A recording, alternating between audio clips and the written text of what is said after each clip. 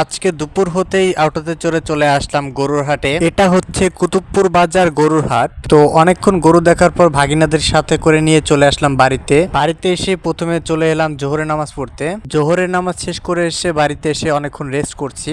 বিকাল হতে আবারও বেরিয়ে পড়লাম গরুর হাটের উদ্দেশ্যে। চাচাতো ভাইয়েরা গরু কিনবে, তাই আজকে যেতে হবে শিবচর বাজার গরুর হাটে। হাটে যাওয়ার পূর্বেই আমি গুরুর সাথে দেখা করলাম। ওই যে গুরু কাজ করছে, যেহেতু কোরবানির ঈদ তাই ফ্রিজের কাজের অনেক চাপ।